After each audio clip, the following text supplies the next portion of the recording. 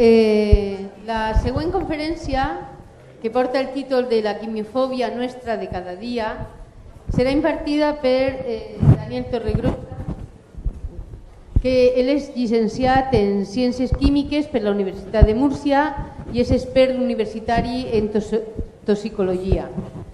La seva formació acadèmica inclou la realització de màster de prevenció de riscs laborals i del màster de coauditories i planificació empresarial del medi ambient.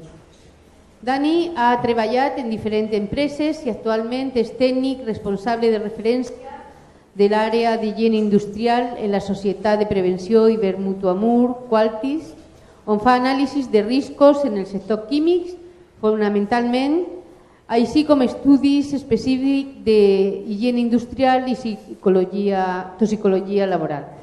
Bé, a banda de la seva activitat professional, Daniel col·labora a la Universitat de Múrcia com a professor en el màster de prevenció de riscos laborals, en el màster de prevenció universitària i en el màster de nanociència i nanotecnologia. Ell té molt clar que la ciència ha d'arribar a la nostra societat i col·labora activament en la divulgació científica a través del seu blog que es diu S.azulpálido, també amb diverses ponències en jornades nacionals i internacionals de divulgació científica, com Naucas o Escifest, i actualment ell és el president de l'Associació de Divulgació Científica de la Regió de Múrcia, que està duent a terme una gran labor de conscienciació, agrupació i difusió de la ciència i que aglutina professors i divulgadors científics de tota la regió de Múrcia. He d'agrair-li molt des de l'organització el seu suport i la difusió que ha fet d'aquest curs i el seu compromís verdader per la seva lluita contra les pseudociències. Així que avui Dani ens parlarà de la química i de la consideració negativa que pareix que hi ha a vegades en la nostra societat i a més de la imprescindible presència de la química en el desenvolupament del nostre estat del bienestar. Avui parlarà de la quimiofòbia nostra de cada dia. Dani, tens la paraula. Moltes gràcies, Isabel. ¿Se escucha? ¿Sí? ¿Se escucha bien con el micro? ¿Tengo voz? ¿Funciona? Sí, pero habría que tenerlo más cerca. Sí, pero tendría que estar así. Gracias, Isabel. Pues...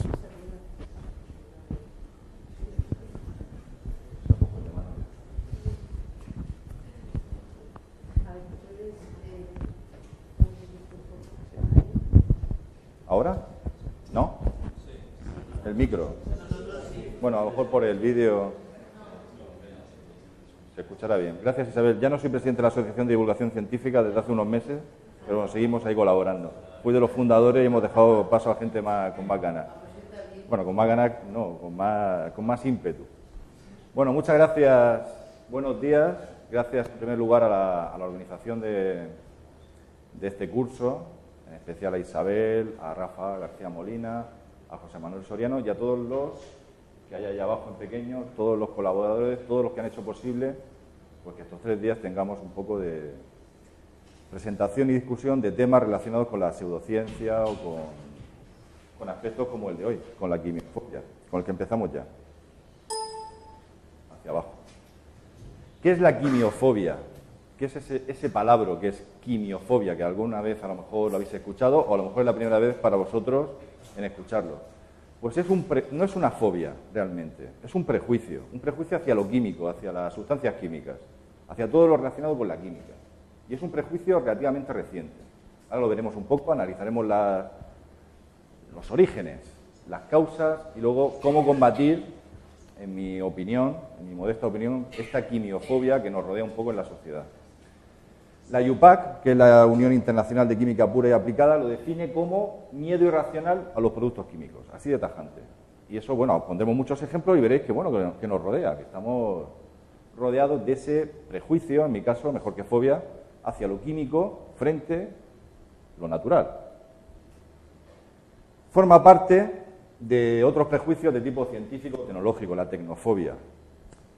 No tenemos tiempo, pero sería interesante analizar, por ejemplo, en el siglo XIV, las personas que se creían que estaban hechas de vidrio. De hecho, es muy conocido el caso del rey Carlos VI de Francia, que se creía que él estaba hecho de vidrio. El vidrio era una tecnología que ya existía en la antigüedad, pero que en ese momento empezó a extenderse, y algo nuevo, la gente creía que estaba hecha de vidrio. De hecho, hay hasta un libro de Cervantes, El licenciado Vidriera, que cuenta un caso parecido.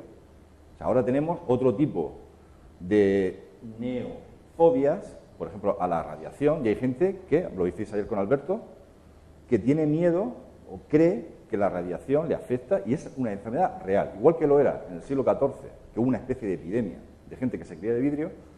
Ahora es real. La gente con sensibilidad química múltiple, que ante un agente químico se pone mala, o ante la radiación o las antenas que le ponen enfrente de su casa se siente mal, esa persona es un enfermo, lo siente. Muchas veces no finge. Imagino que ayer Alberto lo comentaría, por desgracia no pude ver su charla. Se hacen estudios con pruebas, antenas sin emitir, y la persona siente los síntomas. O sea, es un tema más psicosomático, se reconoce como enfermedad, pero quizás no esté asociada a lo que la gente cree que lo tiene asociado. Igual que tampoco lo tenían en el siglo XIV los que se creían que estaban hechos de vidrio. Bueno, es hacia abajo siempre. Si vamos al diccionario y vemos la palabra químico, pues tenemos su definición. ¿Qué es químico? Lo que pertenece a la química. Un especialista en química, el profesional de la química, la ciencia que estudia la estructura, composición de la materia, etc. Pero Fundeu hace años, sabéis lo que es Fundeu, ¿no? La Fundación Española la Fundación del Español Urgente, que depende de la Real Academia Española de la Lengua, es una entidad sin ánimo de lucro espectacular para resolver dudas sobre lingüística o sobre el significado de las palabras. Dijo hace tiempo, con muy buen criterio, que la palabra químico tenía que referirse a lo que es el profesional de la química, la ciencia química. No se podía hablar... Sí. Vamos a solucionarlo. No se podía hablar... ¿Ahora? Perfecto. No se podía hablar de químico como análogo o sinónimo de sustancia química. Y lo dijo en su día. ¿Qué ocurre? Que hace unos meses alguien preguntó, dijo, veo que frecuentemente el sustantivo químico se emplea como referido a productos o sustancias químicas. ¿Es correcto? Y Fundeu dijo que sí. Bueno, que los químicos, estamos rodeados de químicos, por ejemplo, hay muchos químicos, que los químicos se podían asimilar a productos químicos. Para mí esto ya de hecho, por Twitter les dije a los de Fundeu, oye, habéis dicho esto, es un error, y me contestaron, hemos comprobado que químico está extendido desde hace tiempo y al fin y al cabo no es realmente incorrecto en español. La traducción del chemical, inglés, pero los chemical, tenemos los chemical y el chemist, que es el químico. La traducción de ese chemical, que está en muchas publicaciones quimiofóbicas, o de alarmismo, pues la hemos perdido, o sea, según los de Fundeu. Realmente los de Fundeu no, ya veremos la Real Academia lo que dice, pero ya nos está introduciendo en que ya está... A mí no me gusta nada, de hecho a mí no me escucharéis decir químico para referirme a algo que no sea un graduado en química, un licenciado en química o algo relacionado con la química, no un producto químico. Los botánicos han ganado la guerra. La gente dice muy claramente Fundeu que tú no puedes llamar botánico a eso que les traía la ginebra, o sea, esa ginebra con no sé cuántos botánicos. Eso es como ver la botella de ginebra y los biólogos especializados en botánica flotando en ella. No, botánico es el profesional de la botánica o relativo a la ciencia botánica. Y lo han dejado claro. Y los químicos hemos perdido aquí la batalla. Bueno. Los orígenes de esta quimiofobia, que repito, no es una fobia, es un prejuicio o un miedo irracional a lo relacionado con la química sintética, por así decirlo, con los productos químicos. Los orígenes son relativamente recientes. Nosotros con la química hemos convivido durante muchísimos, antes los alquimistas, bueno, y anteriormente los druidas. Hemos convivido con una ciencia, que al principio no era una ciencia, pero este prejuicio contra lo químico lo podemos situar históricamente, podemos ir un poco antes también, en los años 50 del siglo pasado. Precisamente por alguien conocido como James Lovelock, famoso por su hipótesis Gaia, que es una hipótesis del mundo, el planeta Tierra como un ser así medio... Una hipótesis interesante, curiosa, muy controvertida, está claro, pero este señor, Lovelock, era un buen científico, bueno, es un buen científico porque vive todavía. Y hacia el año 57 inventó un sistema analítico que se llama detector de captura electrónica para la cromatografía de gases, donde incrementaba en muchos órdenes de magnitud lo que es la sensibilidad del método.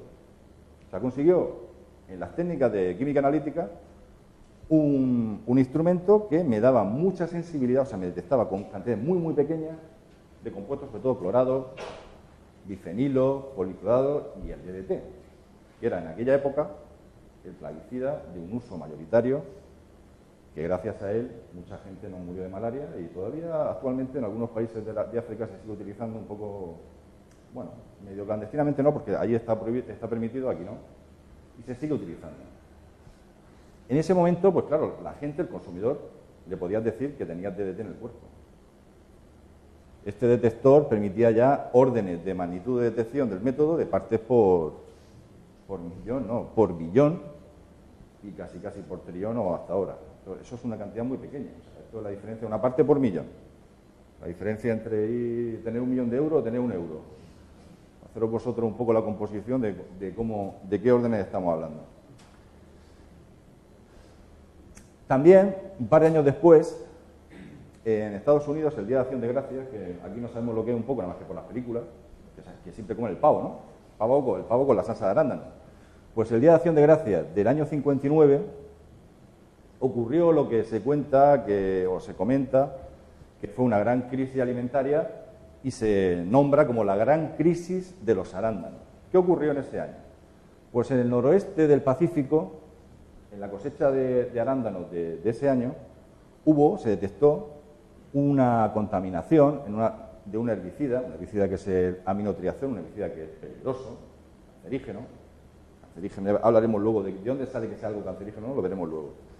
Se detectó esa presencia de aminotriazol y el secretario de Estado de Salud, bueno, pues en ese momento le preguntaban y sin consultar con ningún asesor le dijo por televisión que sí, que era peligroso y si alguien no sabía el origen exacto de los arándanos que iba a tener el Día de Acción de Gracias, que no lo consumiera. Se lanzó una advertencia pública de que eran peligrosos.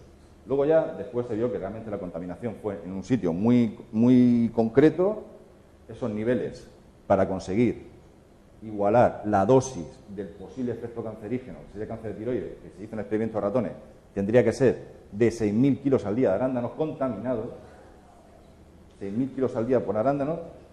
Bueno, pues fue un alarmismo que hizo que cayeran picados, se retiraran. Hay fotos, ahí la tenéis, se retiraron todos los arándanos de las estanterías de los supermercados. Kennedy, que en aquel momento era senador, se asesoró un poco más y se puso a tomar zumo de arándano. En este momento el presidente era Eisenhower. Luego vino, creo que fue Truman, después Kennedy. Pero ya Kennedy se adelantó ahí, en plan hizo, pues como era Kennedy, ¿no? Súper carismático, hizo ahí delante de las cámaras, yo me tomo aquí el zumo, no pasa absolutamente nada. Y bueno, la gran crisis de los arándanos. Si tenéis curiosidad la podéis leer en internet porque es bastante curioso. ¿Pero qué generó al final? Pues un sentimiento de que, oye, que están echando plaguicidas, que esto puede ser cancerígeno, etcétera, etcétera, etcétera. En el año 62 se publica este libro, Primavera Silenciosa, de Rachel Carlson, que era una botánica, bióloga, que en sus investigaciones, con las técnicas analíticas que hemos visto antes, de tanta sensibilidad, pues advirtió en un libro que está escrito maravillosamente, advirtió al mundo en este libro, por así decirlo, de los problemas de los plaguicidas y del exceso de plaguicidas y de los efectos biopersistentes de estos plaguicidas. Denunció el daño para el medio ambiente. Fue el origen del movimiento ecologista y más tarde, porque ella murió por desgracia, de la agencia de la EPA, la Agencia de Protección Ambiental Americana. O sea, el movimiento del ecologismo apareció con este libro. Todo el mundo lo sitúa en este momento, en el año 62. A Rachel Carlson se le ha dicho de todo, se le han dicho barbaridades, porque también hay una quimiofobia, también hay una quimiofilia, también algo talibán, y se ha dicho que es la culpable de esta quimiofobia que nos rodea en la actualidad. Bueno, todo esto hay que juzgarlo en su momento. Cuando ella tenía esos datos, ella realmente nunca dijo que el DDT, hablaba que era perjudicial, o sea, era un poco apocalíptica, pero nunca dijo tajantemente que no se utilizara contra la malaria. Solamente que se controlara. O sea, es un libro de verdad que merece la pena leerlo, pero también hay que juzgarlo en su momento. Pero bueno, digamos que también hay errores científicos en el libro, es donde todo el mundo pone el foco de origen de la quimiofobia, como este miedo irracional, recientemente.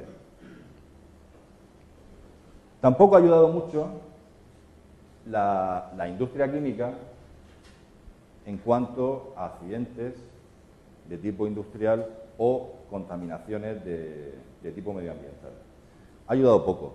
Aquí tenéis un listado, ahora hablaremos de algunos de ellos, de accidentes del año 74 de gran impacto, porque al final todos, el miedo es cuando es algo muy impactante, no a lo mejor una contaminación pequeña en un sitio que no conoce nadie, sino algo que sea de impacto sobre todo mediático. Aquí, bueno, por citar uno, aquí en España tuvimos, no relacionado realmente con una emisión de agentes químicos, pero sí, por ejemplo, con una gran explosión, el accidente de los Alfaques en Castellón, con 200 y pico muertos, que fue la explosión de una cisterna de propileno. Vamos a elegir unos cuantos que son los que más, por así decirlo, nos han influenciado para el temor, en este caso justificado, ¿por qué no?, a los productos químicos. Porque los productos químicos, y quiero que quede bien claro, los productos químicos pueden ser peligrosos, no, peligrosísimos, por supuesto, pero para eso luego están los medios de control y de gestión del riesgo. La bahía de Minamata en Japón, Minamata era una población que existe todavía en Japón, tenía una bahía y había una empresa que se llamaba Chiso Fertilizer, que durante muchos años, por malas prácticas suyas, estuvo vertiendo a esa bahía metilmercurio, un compuesto con mercurio. ¿Qué ocurría? Pues ahí tenéis un dibujito, las bacterias cogían ese mercurio, los insectos comían, también los insectos comían algas o bacterias que estaban contaminadas, pasaban a los peces, los pescadores cogían los peces, los pescaban, perdón, los cocinaban y los niños, adultos o personas mayores se intoxicaron con mercurio. Fue algo que se hizo durante muchísimos años. En 1956 el tema dio la cara porque hubieron ya muertes, unas 45 muertes por intoxicación de mercurio. Japón reconoció esta contaminación en 1968, 12 años después. Y claro, estamos hablando de muchos casos, miles de casos diagnosticados y un origen claramente de un agente químico en un proceso industrial mal gestionado, que es lo que ocurrió en Minamata, 1956. Más conocido, o por lo menos más conocido para la gente que trabajamos en los temas de seguridad industrial o laboral, es el accidente que hubo en Seveso, en Italia, en 1976, 10 de julio. He puesto 10 de julio por acordarme de que era un sábado. En aquella época en Italia estaba prohibido que las empresas químicas trabajaran los fines de semana, por prohibición. Entonces, en un proceso que tenía esta empresa, donde estaba involucrada una dioxina, la TCDD, que es una dioxina muy potente, muy peligrosa, tuvieron que parar el proceso y la reacción no se finalizó y el sábado ocurrió una emisión de esta dioxina, entre 2 y 3 kilos. Diréis, ¿parece poco? Bueno, parece poco, pero la toxicidad de dioxina es altísima y en pequeñas dosis produce efectos negativos. La empresa era Ikmesa, luego pasó a llamarse Givaudan y al final terminó siendo Roche. Se comunicó la fuga una semana después, ahí tenéis fotos reales. Se generó una alarma de evacuación, la gente abandonó el pueblo, se fue todo el mundo, con mascarilla, etcétera. Fue un accidente grave, pero realmente, si nos vamos con la literatura de qué ocurrió, nadie murió. Igual que en Minamata sí que murió gente con una clara exposición a mercurio, nadie murió en Seveso de exposición a esta dioxina. La dioxina al final, pues sí, que pueden tener efectos a largo plazo, estadísticos. No sé si recordáis, porque esto es más reciente, en 2004, un candidato ucraniano a ser presidente, que era Yushchenko, Víctor Yushchenko, creo recordar, sufrió un envenenamiento por dioxina y apareció el cloracnet, acabó con la cara. Este hombre sigue vivo, no murió por suerte, le dieron muchísima dosis, mayor que la que pudo recibir alguien en Seveso. Bueno, nadie le gustaría tener una exposición a dioxinas, pero tampoco fue algo con una toxicidad directa. Luego, en estudios epidemiológicos sí que se ha visto algo, pero no muy alarmante en Seveso.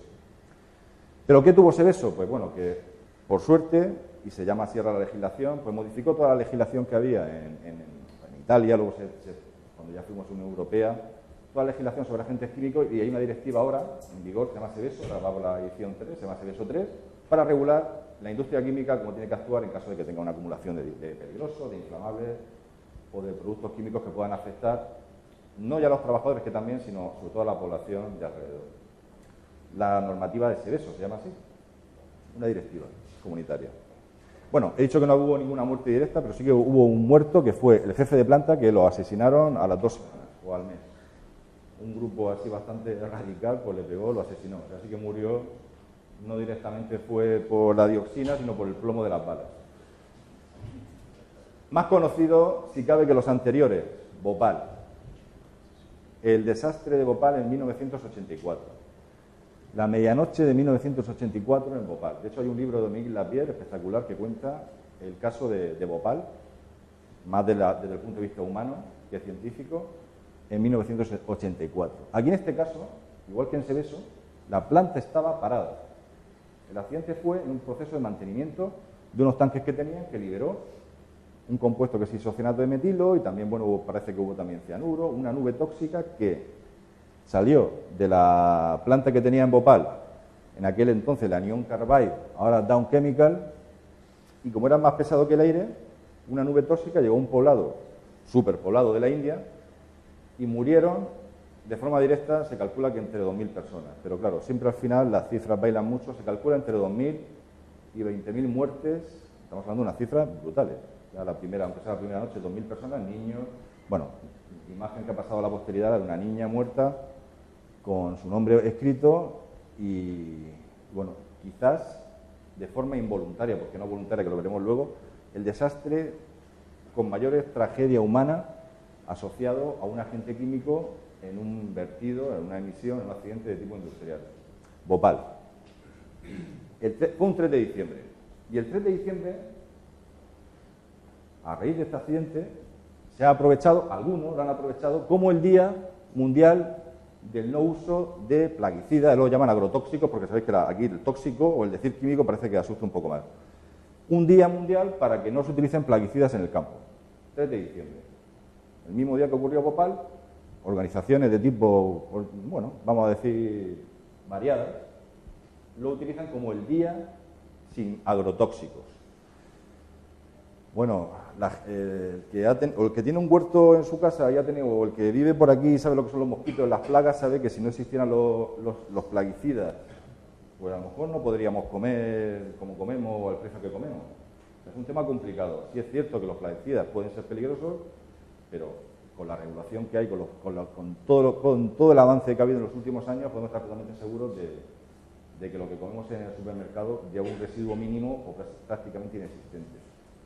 Promover el que no existan los plaguicidas en el campo, habrá que ver luego si vale, pero y cuando llegue una plaga, ¿qué hacemos? A nivel económico, a nivel de... Pues la gente, cada vez tenemos en el mundo más población y la gente pues tiene, pues eso, el capricho de comer todos los días. Bueno, Bhopal. Tampoco la química asociada a la guerra ha hecho mucho bien para esta quimiofobia. El cloro ya se utilizó en la Primera Guerra Mundial como arma química, en 1915 en la batalla de Ypres, en Bélgica creo que fue. Murieron alrededor de 1.000 soldados británicos por un ataque químico con cloro de las tropas alemanas. Los alemanes saben que en la química, pues bueno, iban por delante que otros países, y casi ahora que también. Y en este caso, pues creo que fue Fritz Haber uno de los participantes del proceso de utilizar cloro como arma química. ¿Qué ocurría con las armas químicas? Que realmente tenía una efectividad letal, evidentemente, pero era caro de transportar, era difícil que funcionara, afectaba al que estaba detrás, al final luego se podían proteger con mascarillas. No se utilizó mucho más, se utilizó bastante en la Primera Guerra Mundial, pero por desgracia otras armas de tipo más convencional, por llamarla de alguna manera, pues generaban también bajas y era lo que le interesaba también a ellos. En la Segunda Guerra Mundial no se llegó a utilizar, pero estuvo a punto de utilizarse el gas sarín, también un compuesto muy agresivo. Esa imagen no de la Segunda Guerra Mundial es posterior, que ya se ven como balas, por así decirlo, de sarín dentro de una especie de misil. La Alemania nazi no quiso utilizarlo, porque también, esto es más un tema también de historia de la Segunda Guerra Mundial, pues también los aliados tenían gas sarín y no le gustó el tema. También dice la gente que no es cierto, que Hitler no lo hizo porque él sufrió en la Primera Guerra Mundial que eso sí que es cierto, un ataque con armas químicas que le afectó mucho, pero no creo que Hitler tuviera que decir, no, es que yo como esa empatía, es decir, no lo voy a utilizar. Fue más un tema estratégico que de otro tipo. Y el agente naranja, durante toda la guerra de Vietnam, pero especialmente entre el año 67 y el 69, que además era otra dioxina, se utilizó de forma indiscriminada, masiva y de tipo, vamos, sin contemplación ninguna, para deforestar la selva, para que los Vietcong pues no pudieran esconderse, la gente se muriera de hambre. Se habla de 400.000 muertos asociados a la gente naranja durante la guerra de Vietnam. Se llama agente naranja porque los bidones donde venían con una franja naranja, porque eso no tenía color naranja, pero se llama así. También, hombre, la gente cuando ve esto y lo asocia a la química, pues se asusta. Y no de forma involuntaria como en Seveso o en Bhopal, que fue un accidente, ¿vale? Un accidente que había que meter a la cárcel a todo, está claro. Pero no fue algo que alguien quisiera matar a esas personas. Pero sí, quizás esta es la historia de la infamia más grande de la humanidad. Y además, esto fue antes de ayer, por así decirlo. Estamos hablando de 1900, creo que fue a principios del 41, la solución final de la Alemania nazi contra los judíos, y lo que no eran judíos, homosexuales, gitanos, personas con discapacidad, la solución final de exterminarlos en los campos de concentración, pues se hizo con un agente químico, que era el ciclón B, que era un plaguicida que también lo mejoró, mejoró Fritz Haber en 1920, que era judío. Fritz Haber murió en el 36. Fritz Haber no vio esto, pero su familia, la familia de Fritz Haber, murió mucha parte de ella en los campos de concentración. Esto no murieron por la química. O sea, los 6 millones de muertos que se calcula en cámaras de gas, hay gente que dice 4, bueno, me da igual, 4 o 6 millones, murieron por el dogma, por la ignorancia, por las personas. Fueron las personas las que lo mataron, no fue la química. El ciclón B se comercializaba en una especie de latas, se echaba por la parte de arriba y en contacto con el agua o con el sudor de la gente que lo cocinaban ahí dentro. Si alguno ha estado en Auschwitz, ahora está de moda ir a Croacia, si podéis visitarlo, pues es espectacular. O sea, es algo donde metían la gente ahí a lo que cabía, le echaban el ciclón B y morían ahí. La muerte por cianuro, que es de lo peor que le puede pasar a alguien, una muerte lenta y dolorosa. Bueno, el uso de la química con fines genocidas que lo ha habido. En 1978, un señor estilo mala copia de Elvis Presley, que era un reverendo, tenía una secta que se llama la secta el templo de Dios, Johnstown, se llamaba un proyecto agrícola, sectario, que decidió pues que había que suicidarse, porque él lo dijo. Se fueron todos a la Guyana francesa, en una isla en la Guyana, y con cianuro también, se suicidaron. Algunos lo obligaron a suicidarse, según dicen. Alrededor de 1.000 personas, son imágenes reales, ¿eh? Todos esos son cadáveres. Iban pasando, se iban tomando su poción de cianuro y morían. Niños, incluso un congresista americano creo que también, que estaba por allí, ese también se lo cargaron, no sé si con cianuro o con disparos, pero también murió. Bueno, esta imagen de la química, si nos vamos un poco más reciente, en película, el vampiro químico, esa no es una película, es una historia de un cómic. En los años 90 también pues se sufrió un poco con Chimo Bayo y su disco Química. Claro, pero la química, Chimo Bayo no quería hablar sobre la química orgánica, las propiedades de las reacciones químicas, era otro tipo de química, que yo recuerdo que cuando, en alguna otra ocasión, cuando hice la mili y en el servicio militar, pues ¿a qué te dedicas? Soy químico. Y dice, ¿tú sabes hacer pastillas? Digo, pastillas. No, en aquel momento yo era muy crío. ¿Pastillas de qué tipo? Dice, pastillas, sí, hombre, no sé, a lo mejor 7. No, pero pastillas. Digo, pastillas de estas. Y me puso a Chimo Bayo. Digo, pastillas de las de los 90, de la ruta del bacalao. Pues no, yo no sé hacer pastillas. En la cultura popular, pues tenemos también iconos muy conocidos. El Dr. Jekyll, que claro, se toma ahí algo, su laboratorio espectacular y se convierte en ¿qué? En el mal. Se convierte en la industria química, por decirlo así, en Monsanto.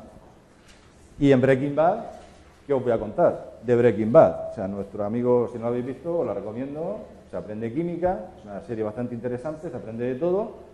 Y el estereotipo que te queda es, sí, yo creo que tengo muchos amigos que son profesores de secundaria y es que ya están cansados de que digan lo mismo. Dice, tú como el de Breaking Bad. Pues, va a ser que no. Otra película, más reciente, no recuerdo el año 1990 y algo. Erin Brockovich, ¿alguien la ha visto, no? ¿La conocéis? ¿Os suena? Bueno, si conocéis un poco, el que no la ha visto es una madre de familia, sin formación, investigando sobre lo que parecía ser una contaminación de una empresa por cromo 6, pues vio que el agua estaba muy contaminada, le metió un pleito a la empresa y lo ganó, multimillonario, y daba la impresión eso de que la empresa era mala. La empresa, sinceramente, caso real, la empresa vertió cromo 6 al agua de consumo, eso es real, indiscutible, eso para meterlo en la cárcel, pero lo que queda después, ¿pero eso era malo? Según la película, ahí con el cromo 6 la gente pues enfermaba de cualquier cosa, autismo, cosa que veremos luego que también las vacunas la acusan de muchas cosas, cáncer por supuesto, malformaciones congénitas, etcétera, etcétera, etcétera. Ahora se ha demostrado con el tiempo, en aquel momento también casi se sospechaba, que realmente el cromo 6, que sí que es peligroso, yo lo mido muchas veces en las empresas, gente que está soldando acero inoxidable y tiene niveles muy altos y al final acabo recomendando sistemas de protección respiratoria con aporte de aire, porque el cromo 6 es muy peligroso, eso es indiscutible, pero si tú lo ingieres, el cromo 6 con el ácido clorhídrico del estómago se convierte en cromo 3, que ya no lo es. Y podéis decir, bueno, sí, pero había cromo 6, puede haber cromo 3, tenéis razón. ¿Qué ha ocurrido después? Que estudios epidemiológicos del pueblo de la película han demostrado que no había una incidencia de cáncer o de malformaciones superior a la media. De hecho, decía que incluso era por debajo. No vamos a hablar ahora que ahora era protector. Pero no había ningún tipo, a largo plazo, han pasado ya no sé si 30 años, de problema asociable a ese agua que realmente estaba contaminada. Eso es innegable. Pero no en los términos que uno le queda decir, aquí se moría la gente por las calles o cosas así. No es cierto. Y se ha demostrado con estudios repetidos de tipo epidemiológico y de largo plazo. Nuestra obsesión por lo natural nos lleva a estas cosas. O sea, natural 100%. Como todos sabéis, la cosa ya tiene tiempo. Un personaje que ha tenido un programa que a mí, yo lo echo de menos, de verdad. Yo Redes lo echo de menos. Podemos criticar más a Punset, menos, da igual. Yo lo echo de menos. Era un programa que había algo de ciencia, entrevistaba a premios Nobel y había contenido científico. Ahora prácticamente no hay nada en la tele. Bueno, pues esta obsesión por lo natural, o sea, parece que queremos aquí, como en la mitología, el mito de Prometeo. Prometeo le robó el fuego a los dioses, fuego era la tecnología, nos lo trae los humanos y fue condenado. Pues parece que lo sintético lo tenemos que condenar y lo natural es lo mejor. Bueno, si alguna vez habéis ido por el campo y habéis visto el trigo no sale con forma de este tipo, no sale esto, el pan natural 100%, pues de lo más alejado que se pueda creer uno, el pan de molde de toda la vida, pero bueno, ahí lo tenéis. Nuestra obsesión por lo natural. Todo esto nos lleva a solo natural. El atún en escabeche. Bueno, vale, habrá que verlo. Y hay gente ya en Murcia, enero, que ya da un paso más. Dice, no, ya no es que 100% natural, es que es sin porquería. Y todavía lo siguen vendiendo. Sin porquería. Para los niños. Para los niños que tú como padre, yo como padre que soy, cuando quiero lo mejor para mis hijos y cuando ve entre uno, dice, si este es sin porquería, es que el de al lado la lleva. Me llevo este. Si queremos naturaleza y ir alegremente al producto natural, podemos hacerlo. Todas las setas, podemos ir al campo y comernos todas las setas que queramos. Porque todas son comestibles, aunque algunas solamente la primera vez. Te las puedes comer. Y el arsénico, ahora algo más natural, es un mineral, está desde la época de Plinio, se conoce. El arsénico no lleva organismos genéticos modificados. Lo que viste ayer, ¿no? Transgénico. Es que si digo transgénico uno se asusta. Como igual que he dicho antes, si dices químico, hay que decir organismo genéticamente no modificado, como hay que llamarlo. Es que transgénico, bisfenol, palabras que uno ya lo tiran para atrás, talatos. Bueno, orgánico y natural. Si cogiéramos un plátano y le hiciéramos un análisis químico, veríamos que está compuesto ¿de qué? De productos químicos.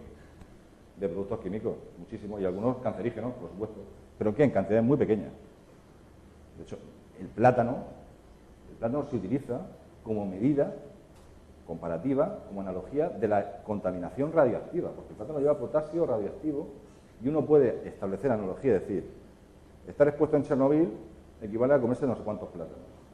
Serían muchos plátanos. Pero a lo mejor viajar en avión, que también recibe radiación, se puede a una dosis de unos cuantos plátanos. O sea, el plátano también es radioactivo y el ser humano tiene tolerancia a ciertas dosis pequeñísimas, por supuesto, de radioactividad, igual que de cancerígenos, si no estaríamos todos ya muertos desde hace ya mucho tiempo. El huevo también. Esto se tradujo aquí en España por un blog de Mauricio Schwartz, es de un blog, el original es un blog americano que es de James Kennedy, también bastante combativo con la quimiofobia. Luego al final daré bastantes recomendaciones. Y claro, podemos volver a las cavernas, como dice esta viñeta gráfica. Están aquí los dos en Atapuerca, los dos, vamos a decir, neandertales, por ejemplo, diciendo, algo no está bien, nuestro aire es limpio, nuestra agua es pura, hacemos ejercicio, todo lo que comemos es orgánico, libre de plaguicidas, pero nadie vive más de 30 años, ni de 25 en aquella época. Y también hay gente que intenta hacer analogía de lo natural a las formas físicas. Esto lo he puesto aquí porque me hace tanta gracia que me gusta enseñarlo. O sea, es de Alberto Montt, que es un humorista espectacular, y hay gente que, y lo había escuchado, dice, comer nueces es bueno porque como el cerebro tiene forma de nuez, y es natural, lo había escuchado, me acuerdo de Chumari Alfaro, lo decía, comer nueces, en mi otra vida veía programas de ese tipo. Bueno, y aquí tenemos el champiñón, que no le gusta el tema, sinceramente, lo entiendo. En definitiva, que no quede otro mensaje, los productos químicos son indistinguibles los naturales de los sintéticos. En la molécula sí. Lo natural puede ser igual más peligroso que lo artificial. Lo natural tendemos a subestimar su riesgo y lo artificial a sobreestimarlo. Todo va a depender de cosas como la dosis, que ahora lo hablaremos un poco de toxicología, todo va a depender de otros factores. Pero los productos químicos pueden ser peligrosos, sí. ¿Se pueden gestionar mal la industria química? Sí. Pero por suerte y por experiencias negativas, cada vez el camino está siendo mucho más seguro. Si hablamos ya de seguridad alimentaria, ya el tema es de optimización cada vez mayor y se puede controlar. Estos quimiofóbicos, esta quimiofobia, se aprovecha mucho del miedo. Lo llamo el negocio del miedo. El escritor H.P. Lovecraft,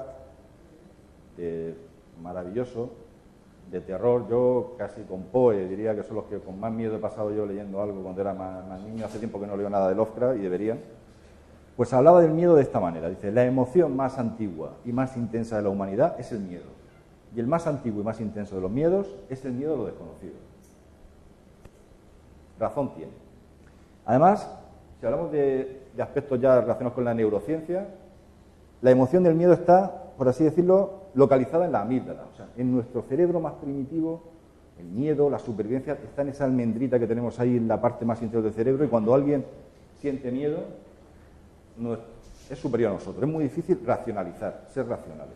O sea, el corte que tenemos al final, todo lo que hemos ido evolucionando, al final de ahí sale, y por eso muchas veces en la publicidad y en la vida diaria, o sea, en la sociedad, el ir hacia el contenido, mensaje emocional, es mucho más poderoso porque nos está dando ahí donde más nos duele, por así decirlo, donde somos más irracionales.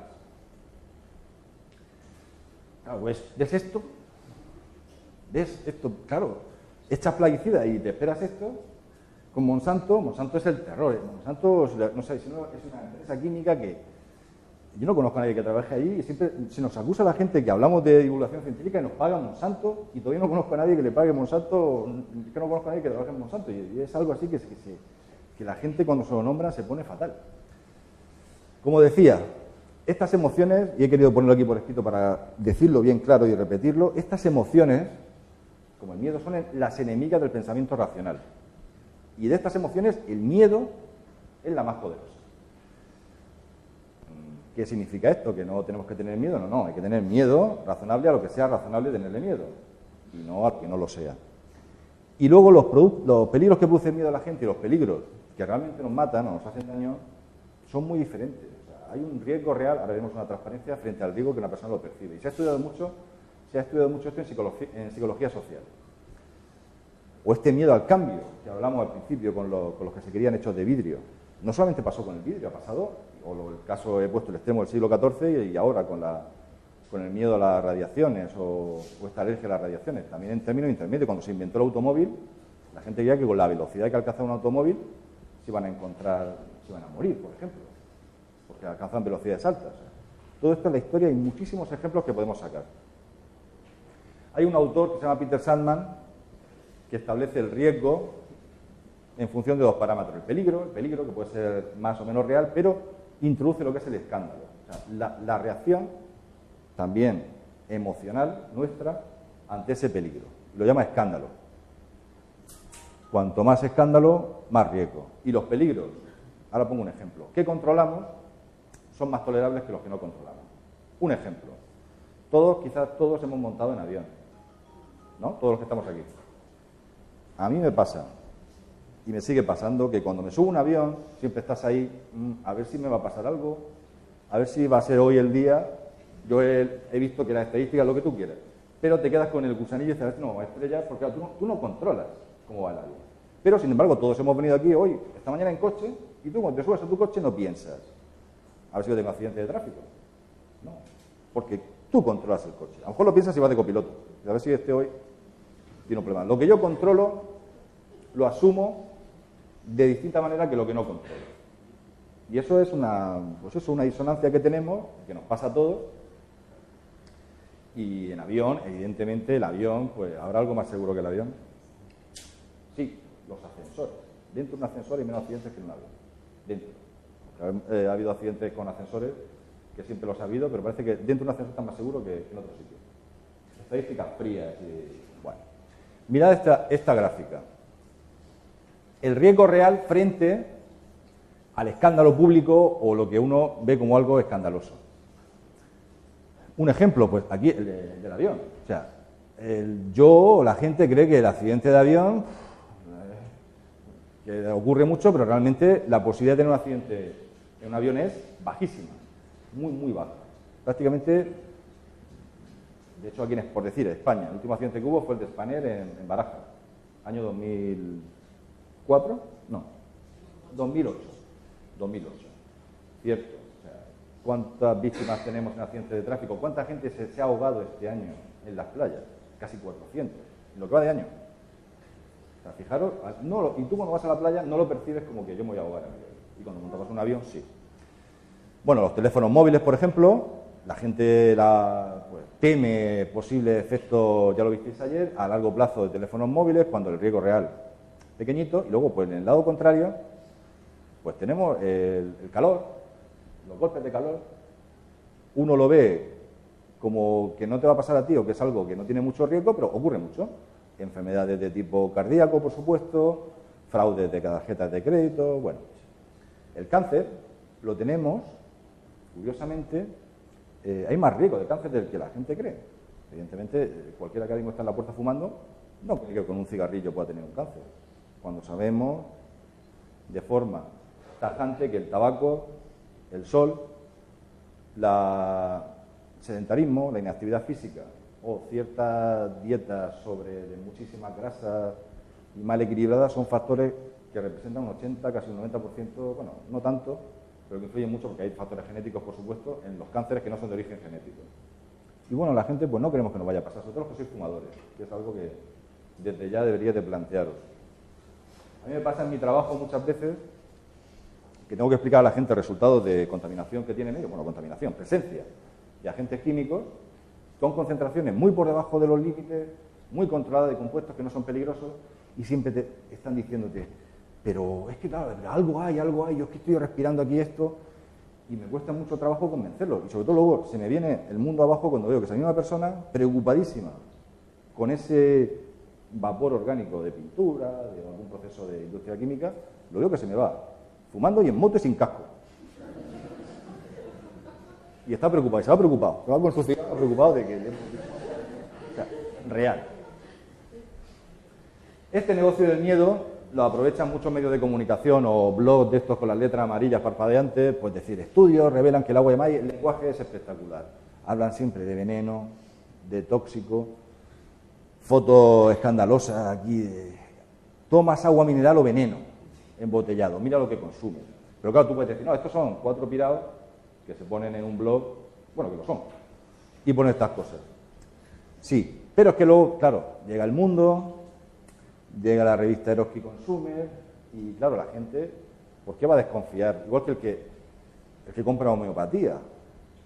va a una farmacia, ¿por qué tengo que desconfiar yo si lo venden en farmacia? O sea, la sensación que te puede dar, que la homeopatía sabemos ya, y lo escucharéis, lo había escuchado en nuestros cursos, o esta tarde también seguro, no tiene eficacia, es una cosa un poco así, pero claro, cuando uno ya revistas, que uno, pues no sé, las revistas no son malas, lee estas cosas, te deja la incertidumbre. El plástico envenena el agua, lo había escuchado muchas veces, el antimonio del agua embotellada. En el Reino Unido hay restos de cocaína en agua potable, creo que este es también de un periódico de tirada nacional, según un estudio. Habría que ver ese estudio, y luego cuando ves ese estudio, a lo mejor vamos a decir, oye, que el estudio está bien hecho. Claro, vamos a ver esas partes por billón, eso que decíamos antes, el origen de la quimiofobia, o partes por trillón, ¿cuánta agua necesito yo para hacerme una rayica de cocaína? Pues quizás el agua contenida en el Mar Menor de Murcia, sumada con la de las salinas de Santa Pola y no sé cuántos millones de litros de agua para conseguir la concentración que le permita a alguien que esa cocaína sea mal usada. Los parabenos, sin parabenos, otra vez, parabeno, suena raro, ¿verdad?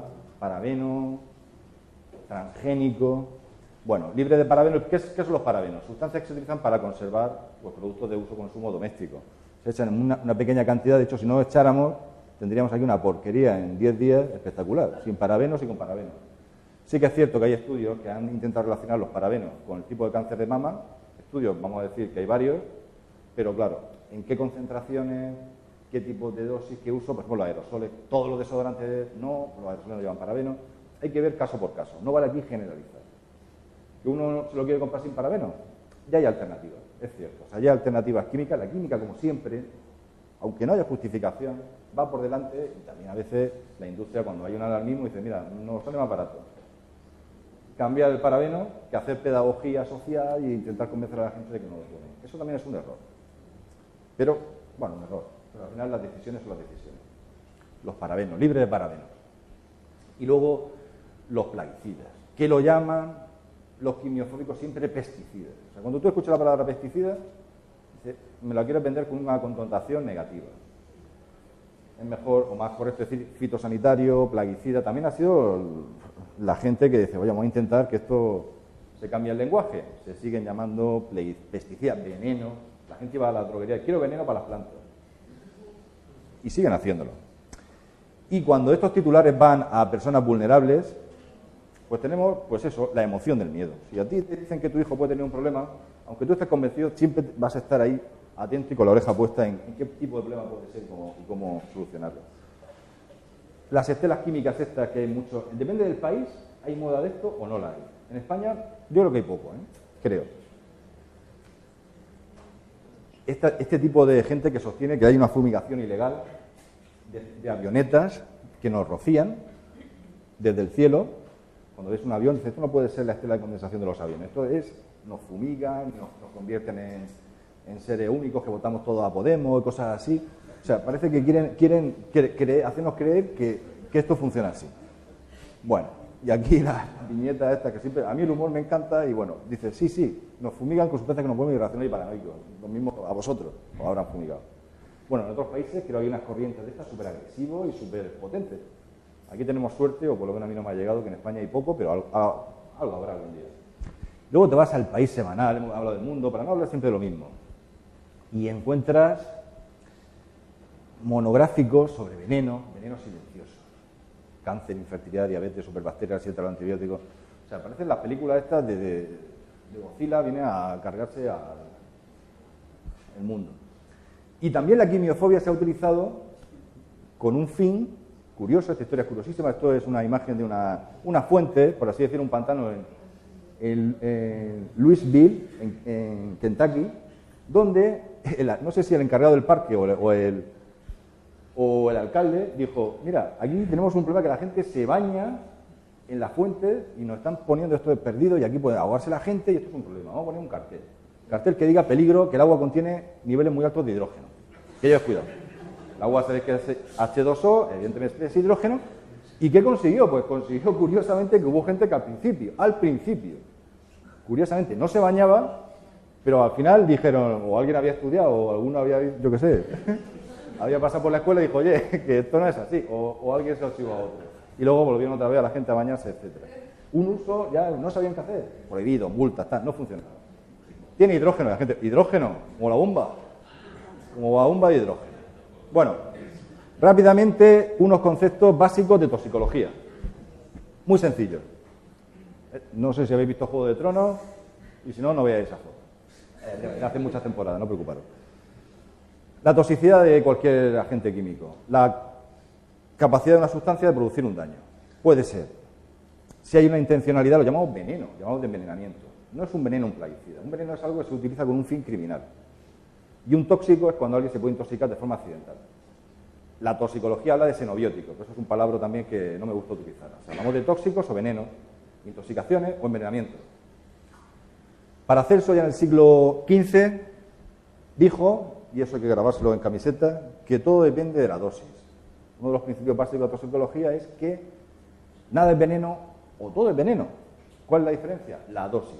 ¿Y qué es la dosis? La cantidad de principio activo de cualquier agente químico, ya sea mineral, orgánico, sintético, natural, lo que sea, que penetra en el organismo por distintas vías de penetración. Lo puedes inhalar, te lo puedes beber, puede entrar por la piel, por las mucosas, etcétera, o pinchártelo en el cuerpo.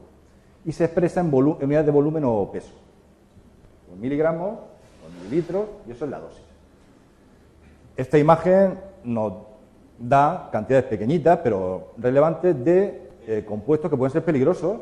Si lo sacamos de aquí, ¿el formaldehído es peligroso? Pues sí que lo es. Se utiliza para conservar cadáveres, se utiliza en los muebles de madera, para darle tratamiento. Se ha utilizado también el formaldehído en el alisado del pelo, famoso, la queratina. Eso ya estaba prohibido y es un compuesto peligroso, sospechoso de ser cancerígeno, sí, pero la pera lo tiene. ¿Nos tenemos que preocupar del formaldehído que tiene una pera? No. Hemos comido peras toda la vida, el formaldehído no representa un peligro, pero el formaldehído en altas dosis es peligroso, sí, a corto y largo plazo. La amigdalina, pues la amigdalina que pueda tener una manzana o las almendras, en concreto las almendras amargas tienen mucha más, las amargas, pues eso luego con el agua de la boca cuando te la comes se libera cianuro. O sea, comiendo almendras amargas uno puede tener una intoxicación por cianuro, el cianuro de las cámaras de gas. La pregunta, ¿cuántas? Y se puede calcular cuántas almendras hay que tomar amargas para morirse de intoxicación por cianuro. Pues yo calculo que, bueno, he calculado que entre 2 y 3 kilos. Antes te mueres de asco, o sea, pero de morirte de amargas, te mueres de asco, que antes tú mismo te haces ahí algo, te cuelgas o algo, porque eso no se puede. Bueno, la solanina en las patatas. Hay dos tipos de intoxicación, la aguda y la crónica, lo cuento rápido. Beethoven lo conocemos todos, pero los señores de la izquierda, ¿saben eso o no? Alguien que le guste la música y que le guste Led Zeppelin, sabrá que John Bonham, que era el batería de Led Zeppelin, que murió en 1980 de una intoxicación aguda tomándose chupitos de vodka. A saco. Durante todo el día, no realmente murió, parece que se ha ahogado en su vómito como Jimi Hendrix y tantos otros, pero murió de una intoxicación aguda. O sea, una gran cantidad de un tóxico en un espacio de tiempo muy corto. Y la crónica es una cantidad mucho más pequeña de ese tóxico en un periodo más largo. Beethoven murió por intoxicación de plomo crónica. Lo utilizaba como un tratamiento frente a sus problemas de sordera y pulmonares. Murió intoxicado por plomo. Lo había escuchado muchas veces, sería el ejemplo de intoxicación crónica. Y estas dosis, pues evidentemente cualquier cosa, el agua, en dosis grandes, 6 litros de agua nos pueden producir la muerte. ¿Cómo? De golpe, por supuesto. Alrededor de 100 gramos, 200 gramos de sal común, de golpe aquí con la cucharada, pues pueden morir.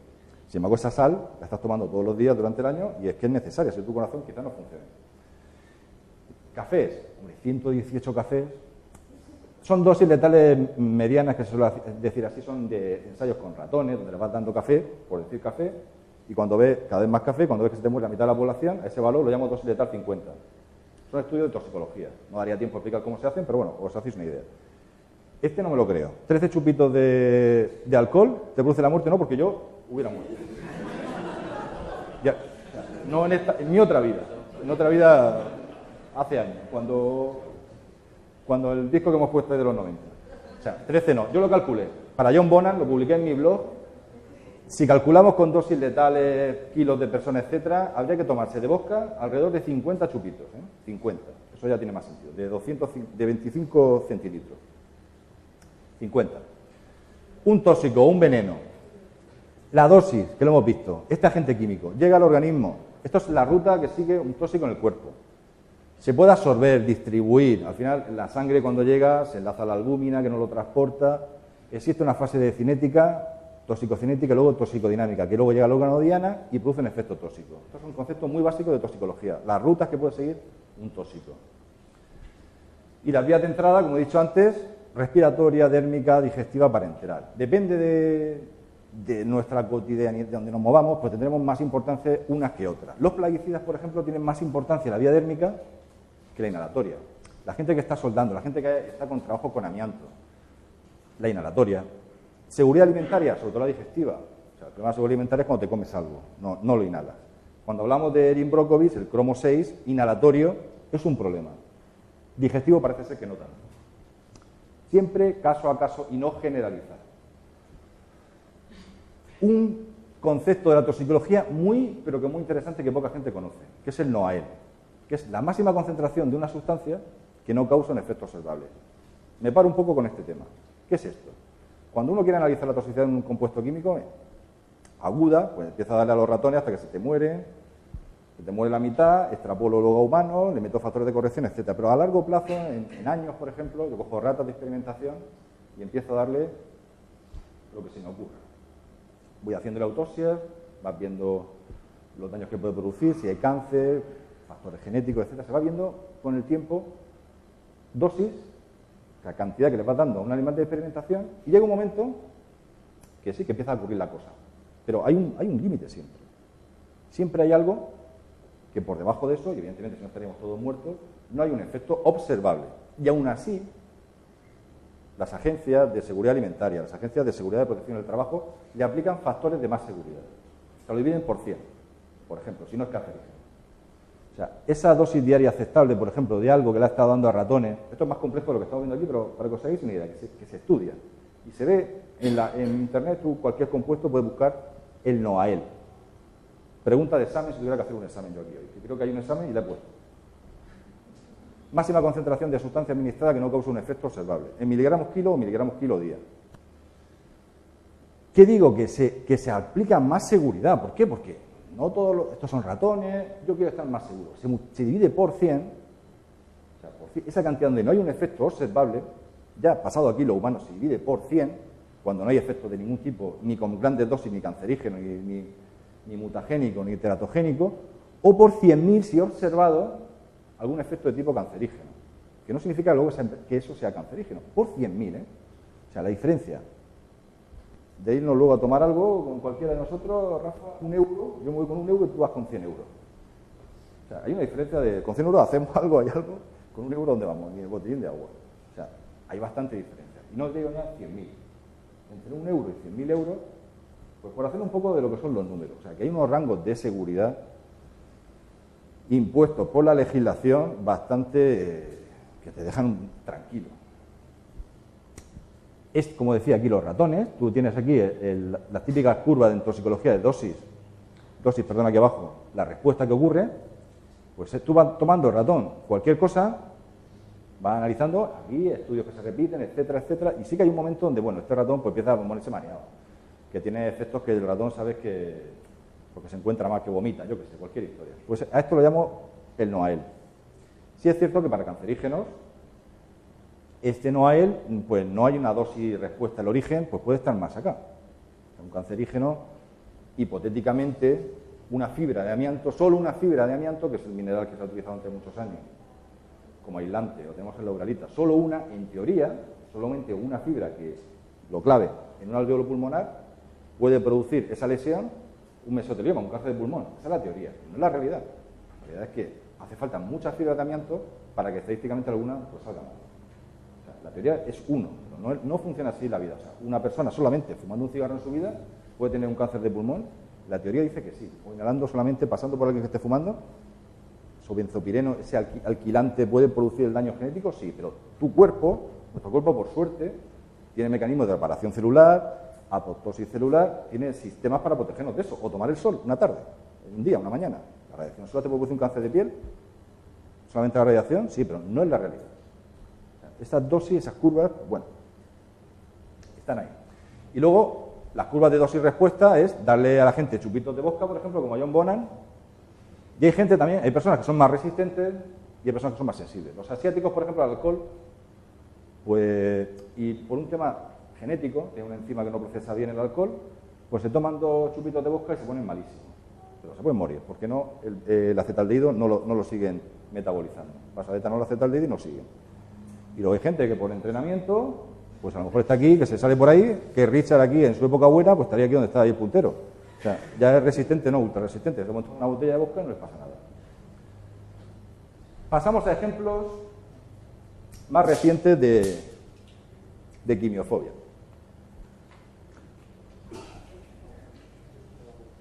Bueno, la sacarina. Descubierta en 1879 por estos 2 señores, en la Johns Hopkins, y la extrajeron del alquitrán de hulla. Qué mal rollo, ¿verdad? Del petróleo, de la porquería. Pues sí, además eran un poco cochinetes porque, claro, esto fue que estaban ahí trabajando, investigando en el alquitrán, no se lavaron las manos, se comieron el bocadillo y dijeron, uy, qué bocadillo más dulce. Se chuparon los dedos y dijeron, esto está dulce, vamos a seguir investigando. Fue muy popular, sobre todo porque Roosevelt, que era diabético,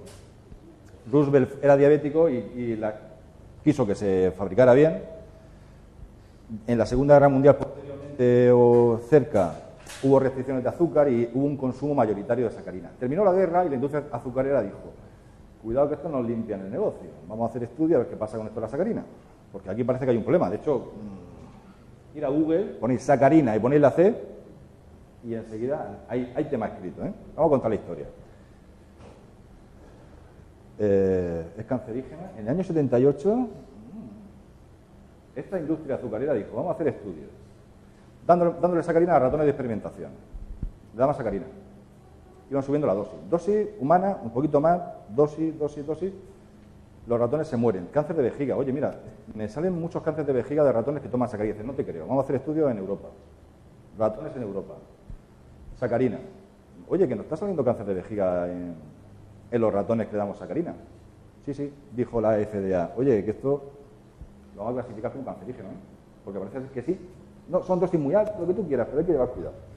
Y de hecho, hasta hace bien poco, se señalizaba en ciertos productos que este producto contiene sacarina que ha sido determinada como causa de cáncer en animales de experimentación. ¿Qué ocurre? No lo entiendo, porque yo esta mañana yo es que le he echado sacarina y no dice nada y creía que esto no era un problema. Bueno, ocurre una cosa, antes de ver aquí al ratoncito que nos lo cuente.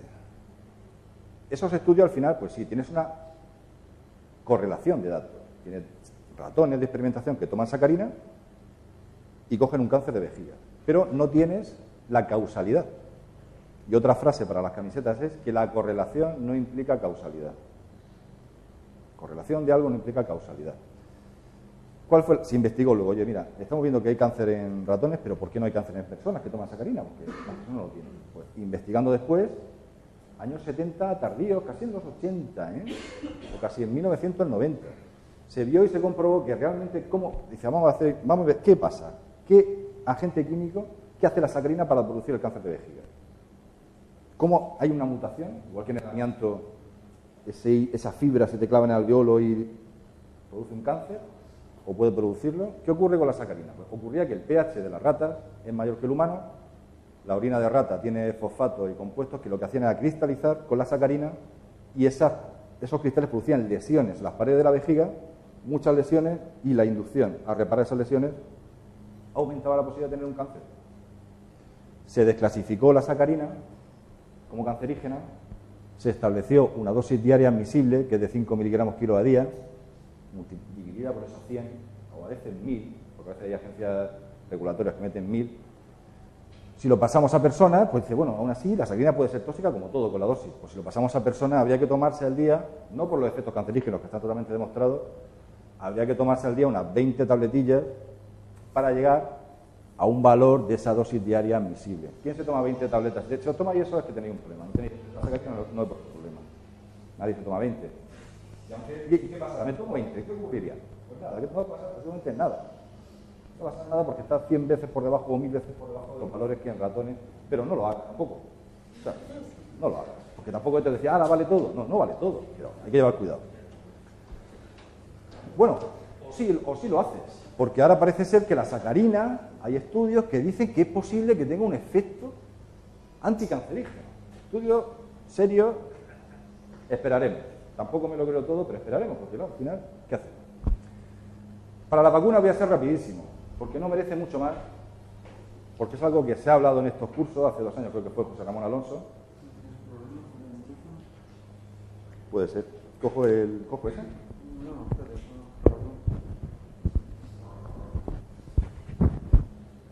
Pero bueno, la voz llega al final, ¿no? Vale. No se pierde nada tampoco la gente. Bueno, la vacuna. Hay campañas, en Estados Unidos son más virulentas sobre la vacunación, lo había escuchado muchas veces. ¿Yo qué hago con estas cosas? Pues enseñar estadísticas. Mira, aquí tenéis muertes por tosferina de los últimos 80 años en España. ¿Qué ocurrió? La vacuna. Ya no se muere nadie por tosferina. Difteria en España. Cuando llegó la vacuna, se erradicó. Sarampión. Defunción entre el 52 y el 99. Y, perdón, notificados, porque también antes no se notificaban. Teníamos muertes y se introdujo la vacuna de forma masiva y la gente no se muere de sarampión. También la medicina avanza, lo que tú quieras. Yo con este caso del sarampión tengo una anécdota personal. No la he conocido en persona, pero es de mi familia. En Torrevieja, a principios del siglo XX, hubo una epidemia de sarampión y yo de esta historia me han contado a mí desde pequeñito y siempre me he quedado alucinado. No existe la vacuna todavía, ¿eh? Mi abuela, yo la conocí, se murió cuando yo era muy pequeño. Mi abuela perdió a 2 niños la misma semana por sarampión. Mi padre no había nacido. Mi padre nació en el 23, es del año 23, pero fue, calculo, en el 1915-16 en Torrevieja, una epidemia donde, según han contado, o le contaban a mis padres, los más mayores, era, vamos, un exterminio. O sea, mi abuela perdió un niño en una semana de 2 años y otro de 4, por sarampión. Hice una vez los cálculos más o menos de las muertes de aquella época y es como si ahora en cualquier colegio murieran 2 o 3 niños, en cualquier colegio de primaria, de España. O sea, imaginaros, si sois padres o que sea, imaginaros esto, mi abuela, que tuvo que vivirlo. Y si preguntáis en vuestras familias, podréis sacar información de este tipo, si no era sarampión, era otra cosa, o que se morían pequeños. Directamente nacían y se morían. Eso es ayer, no antes de ayer ni siquiera, eso es en la historia ayer. La vacuna. Así que no me cuente la gente las películas, también hablamos de la poliomielitis, con la vacuna. Porque la probabilidad de tener una reacción alérgica a una vacuna la podemos comparar con la probabilidad de un niño o posibilidad de ser piloto, una entre 2000. Ya quisiera yo que mi hijo fuera piloto, pero ahí está. De que te caiga un rayo. Hace poco leí en la prensa que murió en Teruel, haciendo ciclismo, una persona que cayó un rayo y murió. Mala suerte, pero esas cosas ocurren. De ser atleta olímpico, una entre 380.000, congresista, porque esto es americano, una entre 1 millón, de tener una reacción alérgica a una vacuna. Una entre 1 millón. Como la primitiva es una entre 14 millones, cosas así, es complicado. Sí que hay un efecto que produce la vacuna, de verdad, y este primario, secundario, como queráis. Hay un efecto que producen las vacunas, y esta señora lo tiene clarísimo, que las vacunas producen adultos. A lo mejor no te gusta algún adulto, pero la vacuna, el efecto que tiene es que la gente no se muere de enfermedades que antes se morían. Coca-Cola. No tengo nada en contra de la Coca-Cola y de hecho hablaremos de la Pepsi también. Coca-Cola, uno pone Coca-Cola y pone la C, Coca-Cola cancerígena, la muerte silenciosa, cáncer, la metralleta. ¿Lo habéis visto alguna vez, no? Bueno, ¿qué ha ocurrido con la Coca-Cola? Y lo calculamos rápidamente. Pues que la Coca-Cola tiene un colorante, que es el 4-metil-imidazol, al que llaman el cáncer de la Coca-Cola. Sobre todo en California dieron la alarma, que se le echa para tener colorcillo. La Coca-Cola tampoco es que sea tampoco la maravilla. Si podéis evitar todas las bebidas de este tipo, pues la evitáis. Pero bueno, pues no creáis que vais a morir. Y hubo experimentos en animales, en ratas, donde le daba esto, el 4-metil-imidazol, y a partir de ciertas dosis, por ejemplo, con 80 miligramos de este compuesto por kilo de peso de rata al día, aparecían una mayor incidencia de cáncer. Cierto, con animales, repetido. ¿Es cancerígeno en esa dosis? Sí. Ahora bien, yo quiero calcular cuántas Coca-Cola me tendría que tomar para estar en esos valores donde hay una posibilidad de cáncer. Se puede hacer. lo pasamos, esto sería unos 5,6 gramos a alguien de 70 kilos, así como yo, está no ha colado, ¿verdad?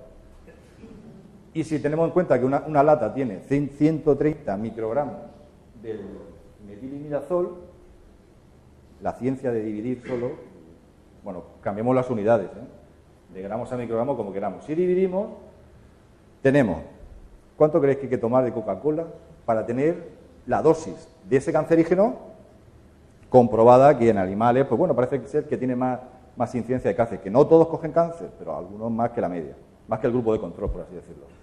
43.000 latas de Coca-Cola. ¿Pero cuándo? ¿En toda tu vida? ¿En toda tu familia? No. Tú, 43.000 latas de Coca-Cola todos los días. Durante 4 años, que son lo que duran los experimentos con los animales, para tener, bueno, esto es, evidentemente, como dice un amigo mío, que luego recomendaré, esto es un tsunami, o sea, antes muere del tsunami, o sea, que del efecto del cancerígeno. Pero la Pepsi no se libra, la Pepsi no le hablan del colorante. A la Pepsi hubo una campaña hace poco que decían que utilizaban fetos para elaborar los refrescos. Y vas a internet, pones Pepsi, fetos, muy mal gusto también. ¿Hay algo de verdad en esto? Hombre, hay algo, esto no se lo inventa solo así, alegremente. ¿Qué había? Pues que Pepsi contrató con una empresa de estudios de toxicidad, esa empresa tenía una línea celular, como muchas empresas de sitios de investigación, una línea celular que es de un feto, del riñón de un feto abortado de los años 70 en Holanda, que luego pues se ha utilizado para investigación, esa línea celular. Esa y 300.000 más. Los fetos de la Pepsi. Plomo en la gasolina. ¿Qué ocurre con la gasolina? Tampoco aquí hay también partes oscuras en esto de la quimiofobia, O sea, realmente la gasolina, un científico, investigando el hielo en el Ártico, vio que desde la época romana, viendo el plomo que había, estaba realmente buscando la datación de la Tierra, la edad de la Tierra. Pues se encontró con gráficas de este tipo, que en los años ya 30, 40, de pronto, esto en estudios ambientales de que en el hielo, los niveles de plomo en la atmósfera habían subido muchísimo. ¿Y eso qué pudo ser? Pues eso fue el plomo tetraetilo o tetraetilo de plomo, que es un agente antidetonante que se añadía a la gasolina con plomo para evitar la detonación. Cuando empezó la industria automovilística y el boom que empezó a principios del siglo pasado, se añadía esto. La gente, a lo mejor mayor, recuerda gasolinas con plomo y hasta hace poco, acordáis que ponía sin plomo. La gasolina llevaba plomo. Las investigaciones de este señor fueron bastante contundentes, no le hicieron caso, Bueno, esta empresa realmente, pues quería evitar, porque no había en aquel momento alternativa a la detonación del plomo. Y tras mucha lucha se consiguió en los años 90, 80, 90, o no sé si en el 70, ya empezó por aquí, que se eliminara el plomo, no solamente de la gasolina, sino de las pinturas, de las tuberías. O sea, el plomo, hemos estado recibiendo cantidades de plomo donde sí es cierto que ha representado un problema. A nivel estadístico, como siempre, pero ha habido gente que ya lo intenta asociar a ciertas patologías, sobre todo los más débiles, que son los niños muchas veces, y ahora ya, por suerte, pues no existen esos niveles, tendremos otros problemas. Y fue gracias a Claire Cameron Patterson, un geoquímico que, buscando la datación de la Tierra, peleó luego. ¿Qué ocurrió con Patterson? Pues fue luego bastante, nadie lo conoce, no aparece en ningún libro de geología, es alguien que intentaron borrar su rastro sobre sus investigaciones con el plomo, pero ahí lo tenemos. Yo siempre le hago un pequeño homenaje, lo he hecho en otros sitios, y ahí está. El amianto, para terminar ya con estos ejemplos, ahora mismo es la mayor preocupación que podemos tener de algo que pueda asustarnos cancerígenos. No es que en el agua haya no sé qué, o la nicotina del agua, o la cocaína en el agua, o a nivel alimentario. Sí que en el amianto, que se ha utilizado de forma muy... porque en aquel momento se creía que era bueno, no se sabía. El amianto se utilizaba como aislante, mucha gente habrá salvado la vida porque no ha ardido su casa, porque tiene aislantes con amianto, como calorifugado de tuberías, en la industria química muchísimo, en submarinos, etcétera. Y por suerte ahora está muy controlado. Si alguien tiene que quitar una placa uralita de una casa, no sé si lo habéis visto, hay que ir con equipos de respiración autónoma prácticamente, como si estuviera buceando, y está controlado. ¿Significa que todos los que hemos estado jugando con uralita vayamos a tener un cáncer? Evidentemente no. De hecho, está muy asociado. ¿Cuánto queda? 15 minutos, ¿no? No, era y cuarto, ¿no? Según el programa. No, son y 5, ¿no? Son y 5, no te preocupes. Hay cuarto corto. Porque ahora viene el cachondeo. El amianto, bueno, pues en aquella época, en el año 62, pues se manipulaba de esta manera. Os puedo asegurar que esto no se hace así ahora. Steve McQueen, podéis buscar la historia, murió por estar expuesto a amianto, pero porque estuvo expuesto a amianto con 20 años cuando estaba trabajando en un submarino, en un sitio con submarino de mecánico, y murió con 50 por un cáncer relacionado con el amianto. ¿Cómo combatir esta quimiofobia? Hay un estudio de hace muy poco, un estudio de psicología social, que cogió a 813 sujetos, les contó una película de una teoría conspiratoria y después le narró argumentos para ver si cambiaban de opinión. En contra de esa teoría conspiratoria, ridiculizándola, empatizando con la persona, y luego un grupo de control que escuchó un pronóstico del tiempo para ver lo que pasaba. Y los resultados fueron curiosos, porque lo de empatizar no funciona. Ridiculizar sí funciona, pero a veces ridiculizar es porque está intimidando, es un tema que a mí no me gustaría tampoco. Ridiculizar a alguien porque crea que lo están contaminando con cocaína en el agua y cosas así, es mejor argumentos racionales. No funciona, esto no funciona. Si decirle a uno que está equivocado sin darle más explicaciones, no suele funcionar. Y en la quimiofobia se nos va de las manos la cosa. ¿Cómo se nos va de la mano? Bueno, yo no sé dónde meter esto, si en el frigorífico o bebérmelo, pero es que creo que es un gel de crema, un crema de ducha, yogur griego. O sea, esto es tan natural, pero yo lo guardo en el frigo, es que lo lees y no lo sabes. Nos venden los productos estos de Sanex, por ejemplo, con 0% de aluminio, porque decían que el aluminio había posibilidad de CM, no sé qué, y te dicen, no, pero tiene mineral de alumbre. ¿Qué es el mineral de alumbre? Pues un mineral que tiene aluminio. Menos químicos, ya estamos con lo de siempre, menos químicos. Limpieza brillante con menos químicos. Serán menos agentes químicos, como he hecho al principio. Bueno, menos químicos. Tú dices, pues tiene menos. Tiene 4 folios. ¡Ay! Información sobre ingredientes. Todos estos. En la página web. Menos químicos, no, hay unos cuantos. Menos agentes químicos. 100% natural, sin azúcar, sin cafeína, sin nada. O sea, pues no pagues por él. No lleva nada. Un agua libre de químicos. Yo no lo veo flotando dentro. O sea, envasada, no ha sido envasada ni almacenada, ni o sea, ha aparecido ahí, o sea, se ha materializado. Sal del Himalaya sin GMO, sal, cloruro sódico, sin, por supuesto, me lo explicáis. Estos son de Murcia, es una sal de Murcia, sal que se echa así, sal de Soso, de Atesa Soso, Murcia, salina española, sin productos químicos, sin refinar tampoco. Azúcar, ya estoy al colmo. Azúcar sin azúcar. Azúcar. O no sabemos inglés o no oye. 100% libre de químicos. Aquí ya pusieron el asterisco. A veces los asteriscos dicen cosas, sí, hombre, excepto por todos los átomos y moléculas. Y si hay un sitio espectacular para la quimiofobia es California. En California obligan, si hay presencia, no riesgo, si hay presencia de un agente químico, obligan a señalizarlo. Te vas al Disney, contiene agente químico. Yo que sé quién será. ¿Un personaje del Rey León o no lo sé? Agua deshidratada, esta me encanta. ¿Cómo conseguir 7 litros de agua? Pues le tienes que echar 7 litros de agua para conseguir. Está en polvo, todo esto es cierto, buscarlo, se vende en Amazon. En Amazon la venden y está en cápsulas, la venden. No sé ya cómo es posible, pero la venden. Bueno. Ciencia y pseudociencia. Muchas veces vemos debates donde hay equidistancia. O sea, llega uno que dice que la pirámide la hicieron los ovnis y al lado está Alfonso ahí sufriendo contra el otro. Eso no es real. O sea, si tuviéramos que poner a Alfonso, pondríamos a 1 millón de personas como Alfonso y una persona que dice lo contrario. No existe esa equidistancia. Los medios de comunicación no la quieren vender así. Y luego tenemos las falacias lógicas. ¿Qué son las falacias? Estos razonamientos engañosos contra los que a veces tenemos que luchar, que con la apariencia, que quieren ser convincentes, pero que van en contra de nuestras creencias, etcétera, etcétera. Y para falacias lógicas os recomiendo, en la página web de ARP están expresadas o explicadas de forma gráfica varias falacias, que en quimiofobia tenemos algunas, como la generalización apresurada. Un estudio dice, pero hay 1.000 millones de estudios que dicen lo contrario. Hay metaanálisis, aquí nos creemos. Nos encontramos ante una plaga de oveja negra. ¿Por qué? Porque has cogido una, y vas con la cámara y ves una. El argumento antiquitatem, o sea, aludir a la tradición. Es que esto lo he hecho toda la vida mi abuela, y en Murcia pasaba, a mí no me lo han hecho nunca. Cuando hay una herida le cogían óxido de la puerta y le echaban la herida.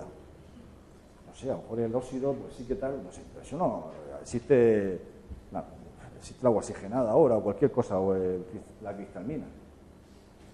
Otro tipo de argumento que es una falacia, que es el ad conditionalis, una afirmación que luego es muy difícil de desmontar, una afirmación vaga. Beber agua embotellada puede causar cáncer, puede. Hay estudios que dicen que no son afirmaciones, además, y luego desmontar eso es complicado. Aludir al argumento de ad ignoratiam, o ese tipo de falacias. Yo digo algo y tú demuéstrame que es lo contrario. O sea, como no puedes probar lo contrario, es verdad. Yo digo la Tierra es hueca. Como no puedes entrar y mirarla, dime tú, demuéstrame tú que sea. No, eso es una cosa así. Si tú haces una afirmación extraordinaria, tienes que darme una prueba extraordinaria, me tienes que enseñar tú el tema. La falacia del francotirador. Cojo datos que me interesan para hacer una cafetera. Puedo hacer una cafetera, puedo hacer un perro, lo que me dé la gana. Yo también asociado a una cosa que se llama el cherry picking en investigación, que yo cojo los estudios que me interesan. No, pero es que hay muchos más que dicen otra cosa. No, pero es que yo te cojo estos dos. Eso a veces también la gente hace un mal uso del mundo escéptico, que también a veces pasa. Otro tipo de falacia, ya os digo, la tenéis todas en esta página web. Muchas más, La post hoc ergo propter, luego de una cosa ocurre una cosa. En la sacarina, por ejemplo, tomaban sacarina y cogían cáncer. Ah, pues la sacarina. Pues a lo mejor no. En este caso no lo era. Y luego una de mis preferidas, que es el argumento de alguien cuando tú intentas decir, no, es que lo he visto en YouTube. Es que hay un vídeo, o sea, un invento, la falacia youtubio. Yo veo un vídeo de YouTube que dice que nos rocían con plaguicidas y nos están matando. Bueno, para terminar, prácticamente, hay un autor muy recomendable que es John Ensley sobre quimiofobia, que habla de la recogida de datos, manipulación y publicación de estos estudios de alarmistas, vienen de actividades de tipo hay que evacuar.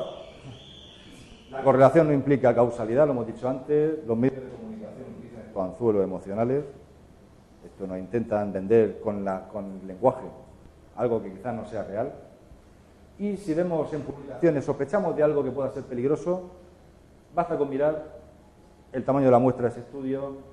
Si existe una variable de confusión, por ejemplo, se dijo hace años, el consumo de vino tinto está asociado a una buena salud cardiovascular. Los que beben vino tinto tienen menos infartos. Vale, pero te has dejado de lado que los que consumen vino tinto, y si es bueno mejor, ¿no? Un vino tinto bueno, de calidad. El nivel socioeconómico de esa gente es que tiene mejores accesos a sanidad, comen mejor de otras cosas. No es el vino, es un seco que se te ha olvidado, por ejemplo, en este caso, por ejemplo, el social. Datos sin margen de error, etc. Buscar en internet la parábola del dragón en mi garaje, de Carl Sagan, que lo explica todo como resumen. Y finalmente, transparencia y después la recomendación del libro. 3 transparencias para terminar. La ley de Brandolini, un ingeniero de software italiano que dijo una vez, lo puso en Twitter: la cantidad de energía necesaria para refutar una afirmación de este tipo, una porquería de este tipo, es de un orden de magnitud superior a la que para producirla. O sea, yo puedo decir cualquier barbaridad, pero luego llega uno para desmontarla y necesita más tiempo, más... Ya os digo que la empatía no funciona, argumentos, explicaciones, tengo que hablar con la toxicología, tengo que explicar del primero de química y cosas así. Esta captura de pantalla es del lanzamiento del Discovery 2 años después del accidente del Columbia, donde murieron todos los tripulantes. ¿Lo recordáis? O el Challenger en el 86... Dijo la tele, el que puso el titular, la verdad es que estuvo fino. Hay pocas cosas en la vida que hayan 100% de seguridad, pero eso no significa que tenemos que estar parados. O sea, es cierto que la química ha tenido luces y sombras, pero no podemos no seguir con el programa espacial, por ejemplo. No podemos decir, no cojo el coche esta tarde porque puede tener un accidente. Habrá que seguir. Evidentemente el riesgo cero no existe. Y esto es la humildad de la ciencia frente a la arrogancia de los que se creen iluminados y dicen que... y lo veréis después con las sectas, seguramente, pues que quieren venderte su negocio, muchas veces porque luego hay que seguir el dinero. Follow the money. Y ya, última transparencia y después recomendaciones de libros y de blog. Esta, ¿qué es esto? La esperanza de vida en el mundo entre los años 1770 y 2012. La gente, mi abuela, con sus hijos, esperanza de vida de vuestros abuelos, bisabuelos, si sois más jóvenes, 30 en España, en Europa, 35 en Europa. La gente tenía una esperanza de vida de entre 30 y 35 años. ¿Qué ocurrió aquí para que esto se disparara? Entre otras muchas cosas. La cloración del agua. La cloración del agua. Potabilizar el agua. La extensión de la potabilización de agua. Se la considera responsable de de duplicar la esperanza de vida. Los que estamos aquí ahora, seguramente estamos con 80 y sigue creciendo. Cloración del agua. Vacunas, por supuesto. Medicina. Temas de tipo social también. Aquí la química tuvo mucho que ver. Lecturas recomendadas, porque aquí hay mucho que leer. Recomiendo estos blogs, que han pasado también por estos cursos. El blog de Ciencia, el blog del Búho, con Janko Iruin, Nauka, los avances de la química, dimetilsulfuro, también habla mucho de química con el arte. Si hablamos de temas de alimentación, mi dieta cogea. La web de ARP tiene mucha documentación sobre estos temas de química y sobre muchos más. En inglés hay 3. Este para desmontar mitos es espectacular, el NOPS.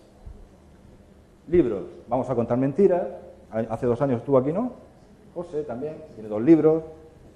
Este de John Nestlé, que es estupendo, Vanidad, Vitalidad y Virilidad. Joe Schwartz tiene este libro más reciente, donde habla con ejemplos. Es un bloguero también, bueno, artículos de periódico que los recoge, muy clarificador. Nuestro amigo J.M. Mulet, que también ha pasado por estos cursos, con su Comer sin miedo. Si alguien tiene alguna inquietud sobre el tema del cáncer, que siempre a todos nos preocupa, que no nos queremos morir de nada, y el cáncer, todos por desgracia tenemos situaciones cercanas con tema de cáncer, este libro que está en catalán y en español, ¿qué es el cáncer y por qué no hay que tenerle miedo?, es bueno, explica y te tranquiliza bastante y te dice muy bien cosas que yo he dicho sobre los riesgos reales y sobre el riesgo de cáncer y lo que hay que hacer. Y el resumen muy claro es el tabaco, el alcohol, no lo he dicho antes, alcohol también, tabaco, alcohol, radiación solar sin protección. Eso es lo que hay que preocuparse y no de otras cosas ambientales de otro tipo. Mauricio José Suárez tiene un libro reciente que es La izquierda Feng Shui, donde habla de quimiofobia, está bastante bien. Este libro de ciencia y pseudociencia, más genérico, también toca el tema de forma muy fina. Luis Alfonso Gámez, que estuvo el año pasado aquí, con El peligro de creer, también habla más de estas falacias y pseudociencias de otro tipo, no habla de quimiofobia en concreto, pero está muy bien. Y este gran libro, si tenéis que leer un libro relacionado con el escepticismo, que sea este, El mundo y su demonio, de Carl Sagan. Muchas gracias.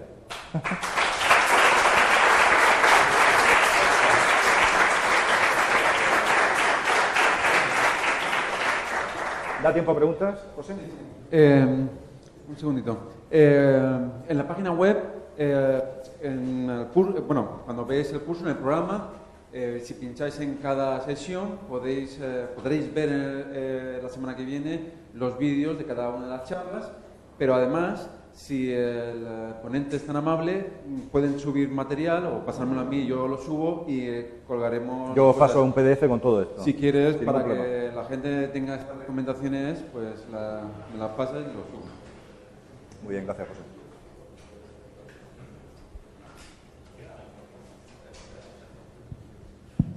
Hola. Hola. Enhorabuena, Dani, por la charla. Me has adelantado bastante de la mía, así que gracias. Algunas puntualizaciones, algunas cosillas, hablando, has comentado lo de la intoxicación por agua. A lo mejor la gente se lo toma un poco a cachondeo, que se toma 6 botellas de agua. Pues hace poco hubo un concurso que se llamaba Pee for a Week, era mea por una week, que era a ver quién podía beber más agua. Una mujer perdió la vida por una week, que si hubiera sido por una PlayStation, pues quizá por una week. Por hiponatremia, perdonad el humor negro. También hay muchas dietas basadas en el ayuno, donde se ven cantidades brutales de, pues esta noche tienes que pasarla bebiendo 10 litros de agua, o sea, ya no 6, 10.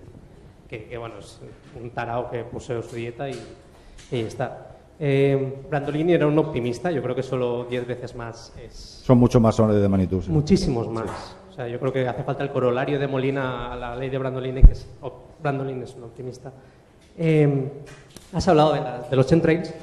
Los peligros sociales de las pseudociencias. Hace unos años, el Consejo de Sanidad, creo, de Soria, se gastó, dilapidó más bien, o tiró a la basura como una cosa parecida a 1 millón de euros del erario público, patrocinando con el Avimón, avionetas del Moncayo, unas batidas con avionetas para intentar perseguir a esos aviones que estaban fumigando, que claro, digo, acabaron después de un año o algo así diciendo, no, los hemos espantado, no ha habido ninguno que haya fumigado, ¿no?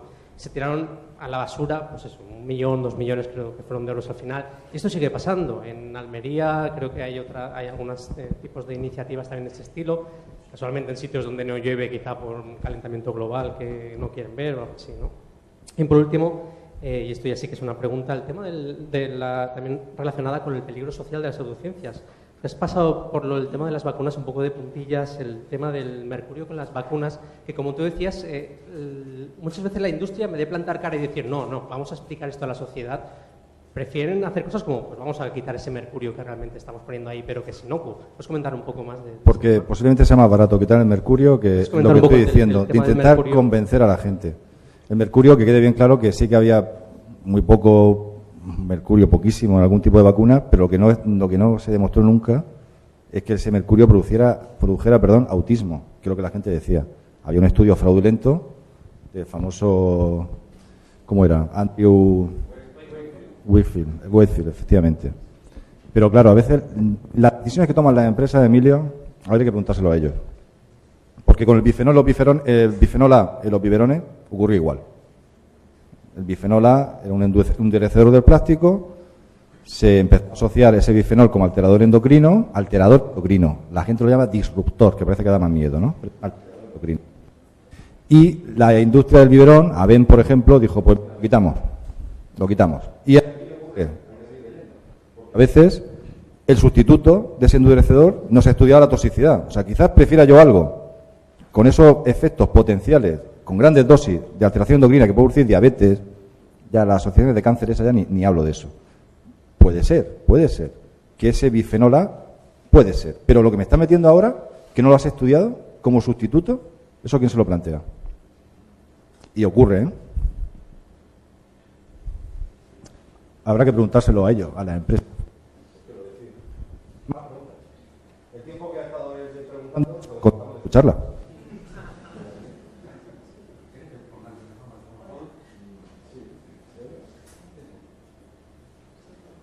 Hola, Daniel, muchas gracias. Yo coincido, me ha encantado la ponencia.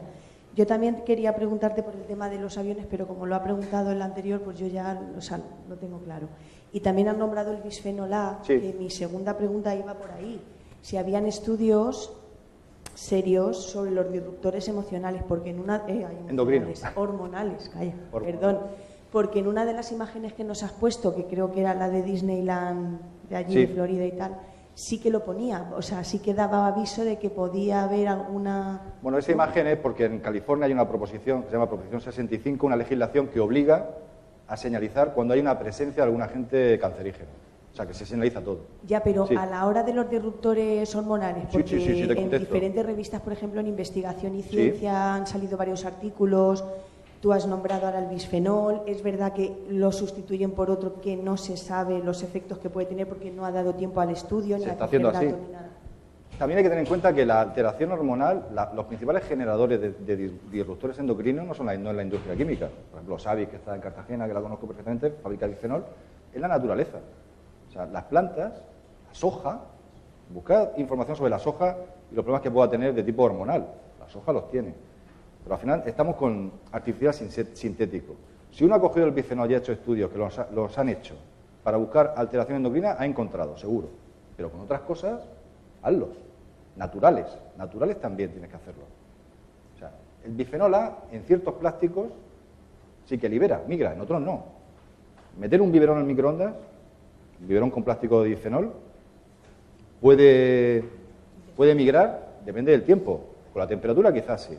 O sea, reproducir condiciones de laboratorio donde hay datos o inocular bisfenol directamente con una jeringuilla a un ratón, que no es lo normal, y extrapolar luego la toxicología de las personas, pues hay que hacerlo con cuidado.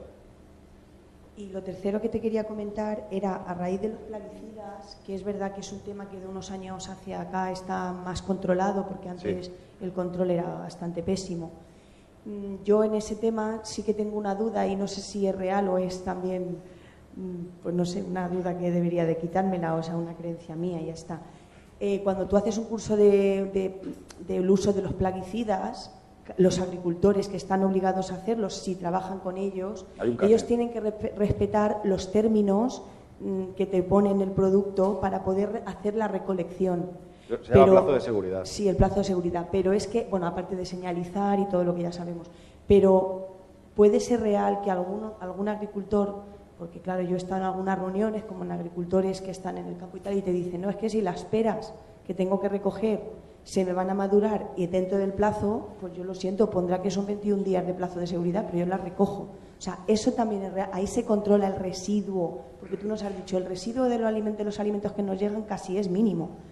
Claro, te contesto, sí. Puede ser que alguien no respete, pero a ver a quién se lo vende, porque luego cuando se lo vende a una gran superficie, hacen sus controles de calidad y se lo van a tirar para atrás. Puede ser verdad. Igual que también, a veces sí lo enfocamos lo mismo. Pero a veces cuando el mundo de la construcción, y me dedico aparte en mi trabajo de construcción, veía que la gente construía, hacía los forjados, no respetaba el periodo que tienes que respetar de hormigón para que frague bien, y seguían construyendo. O sea, a veces lo de respetar plazos no solamente en la química, las barbaridades las tenemos en muchas cosas, que luego hay casas que salían grietas, se hacían mal, otras se han caído, pero las malas prácticas de ciertas personas no pueden generalizarse a todos. Y con los disruptores endocrinos, al final, la conclusión que yo tengo al final hay que convivir con ellos. O sea, al final esto hay que convivir con ciertas cosas. O sea, hay que acostumbrarse y pensar que no existe el 100% de seguridad. Pero estamos a veces criminalizando cosas para proponer alternativas que pueden ser peores. Y hay más ejemplos por ahí seguro. ¿Más preguntas? Gracias. A ti, muchas gracias por tus palabras. Hola, buenas. Lo primero, enhorabuena por tu exposición, me ha encantado. Y son como dos curiosidades que quiero comentar o bueno, también preguntar y tal. Yo soy de Orihuela, de la Vega Baja, y yo bebo agua de aljibe, de un aljibe que tiene mi abuelo antiguo y tal. Entonces, claro, yo recojo el agua en una garrafa de 20 litros y rellenamos botellas que hemos utilizado, pues, a lo mejor cuando mi tía, que es la que se encarga de clorarla cuando lo necesita, y dice, durante 4 días no bebemos agua de aquí. Entonces, claro, esto del agua embotellada, las botellas que no pueden estar tanto tiempo con agua y tal, ¿puede ser algo de lo que debería preocuparme? Todas las leyendas. Yo me preocuparía más del agua de aljibe, sinceramente. No, pero mi tía trabaja en una depuradora, entonces... Vale. Entonces, máxima garantía si la analizas. El agua embotellada, todas estas leyendas urbanas que nos llegan por WhatsApp, de que si lleva antimonio o si el mismo bisfenol, el agua embotellada, el tipo de plástico que llevan estas de consumo, creo que este nos genera, por ejemplo, bisfenol. Pero hablan del antimonio, de tenerlas calientes, de que es malo reutilizarlas. Lo había escuchado muchas veces. Bueno, aquí hay que aplicar sentido común. Tiene una botella quemada en el coche, amarillenta ya, eso cámbiala. Pero si uno reutiliza la botella, hay que plantearse, oye, si estoy reutilizando, llenando y estoy diluyendo. La posibilidad esa de que migrara algo cada vez será menos, ¿no? Y aquí algo importante que tenéis que tener claro. ¿Es más segura el agua del grifo que esta? ¿Por la química? No. Por la microbiología. Esta se lo llena, lo hago, los que somos padres, vamos, botellas de agua para los críos reutilizarlas. El problema es que hay que limpiarlas bien y el problema es de que algún día a lo mejor tiene una diarrea tu hijo, que lo que pase no vaya más, y es porque el agua embotellada puede presentar más problemas de tipo microbiológico que el agua del grifo. El agua del grifo, lo que pasa en esta zona, Murcia y Alicante, es que es imbebible. La osmosis es quizás la solución. Busca información sobre esta leyenda urbana, que hay tantas que no podemos hablar todas. Una habla de antimonio, otra habla de que todo el agua es cancerígena, que se calienta. Ninguna, pero bueno, aplica sentido común. No tengas la botella de recuerdo de la época de cuando tenías 14 años. De vez en cuando las cambias. Y tampoco la sometas a temperaturas extremas. Más preguntas. Y gracias por tus palabras. ¿Sí, da tiempo?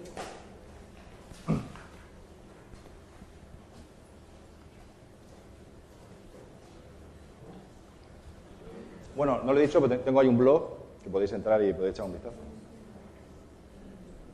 Pero, de verdad, las recomendaciones de los otros blogs que he dado sobre quimiofobia,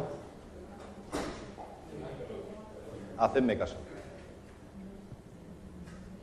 Te quería preguntar sobre el uso del azúcar en la industria alimenticia. ¿Cuál es tu opinión?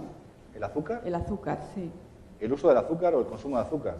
El uso del azúcar en un montón de productos. Sí, de añadir cuando no hace falta, sí, es decir, ¿no? O sea, sí. Azúcar, sal también. Pues eso al final, cuanto más procesado sea un alimento, lo que tenemos que tener claro es que lo que llega a un supermercado, la seguridad alimentaria es intratable, no hay problema. Pero luego nosotros hacemos mal uso, comemos mal. O sea, la gente le gusta acostumbrarse a sabores muy dulces. El ketchup, por ejemplo, se añade azúcar, glucosa, por ejemplo. Todo, como decía Paracelso, depende de la dosis. Lo que no podemos hacer es pues, las barbaridades de tomar mucho azúcar. Pues no, no se debe. Ninguna, pues tampoco. Lo que te apetezca, si no eres diabético, por supuesto, y con un uso racional de todo, de los productos químicos y de alimentación. O sea, yo soy partidario, la gente dice, no, es que hay que volver a lo natural. Bueno, volver a lo natural depende primero de tus posibilidades económicas, porque es muy fácil decir que la gente consuma de un huerto orgánico y cosas así. Vete a ver cuánto vale. No todo el mundo puede. Y luego, mucho cuidado con las advertencias de esto, los plaguicidas que pueda llevar una manzana. Y esa advertencia, tener miedo que lleven plaguicidas, que no llevan prácticamente, son muy bajos. Y lo que estás consiguiendo es que la gente consuma menos fruta y verdura, aunque sea más caro el acceso a esa fruta. Cuando la fruta y la verdura es indiscutible que es un protector anticancerígeno, el consumo regular de fruta y verdura en la alimentación. Esos estudios a muy largo plazo, todos lo hemos escuchado, que hay que tomar fruta y verdura. Sobre el azúcar, pues no sé qué decirte. Yo creo que a veces pues sí que es posible que se haga un mal, o sea, es que lo que pide el consumidor, ese tipo de sabor. Lo que te quede claro es que la sacarina no hay problema sustituirla. A mí un amigo italiano que tiene una cafetería donde yo vivo, pues me ha enseñado a tomar el café sin nada, solo, y es que ya me he acostumbrado a eso. Y es que es mejor.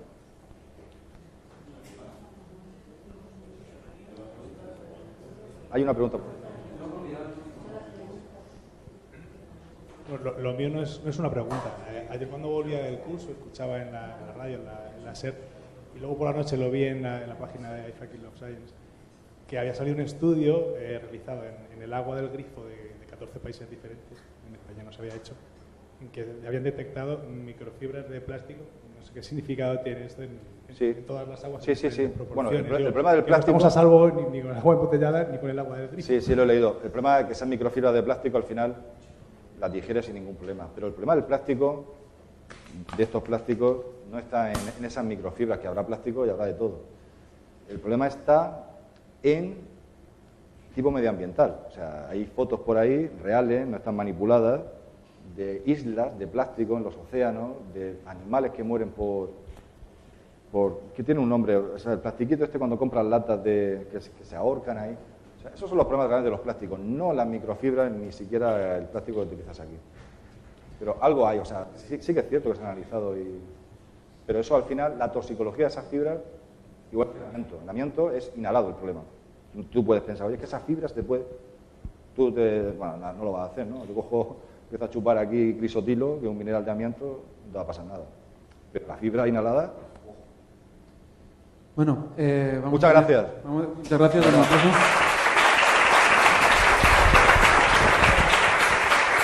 Bueno.